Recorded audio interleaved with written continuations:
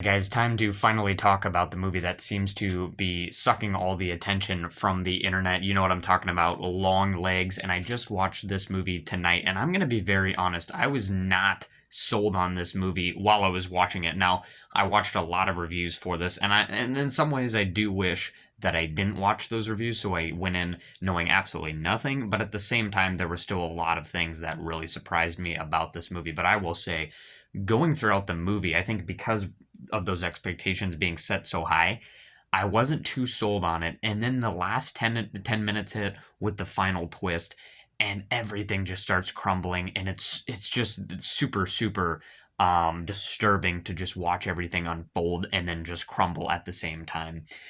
Even with sort of the direction, I could sort of see the direction that the movie was going to be going very early on, including the final twist. I was like, I can see that happening at the last 10 to 15 minutes of the movie, and then they did just that, which I think in some ways was even better, because I was just like, no, why is all this happening?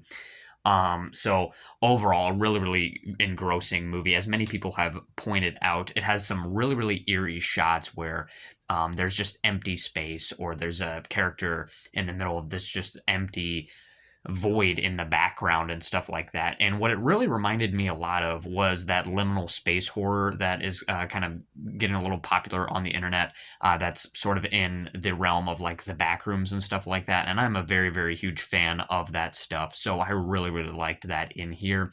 Of course, you have Nick Cage playing the lead antagonist of Longlegs, which was very disturbing. I will admit, sometimes so much that it did make me chuckle a little bit, but otherwise, I think it was just enough, like just a little bit disturbing enough to make it where it was creepy, but it also wasn't like super funny at the same time, because Nick Cage, we all know that he can act really crazy, so it's just kind of funny when he does it sometimes, but they do it just enough to where it is very disturbing. And I really like those shots where his face is not fully showing on the screen a lot better, because then you don't really get reminded that it is Nick Cage, and you're just like, wow, this is really disturbing watching this. So overall, this was really great. Not my top horror movie of the year. That still goes to Abigail, I believe. But really great. And definitely in my top 10 movies of the year so far, for sure, in which we're at number 37. So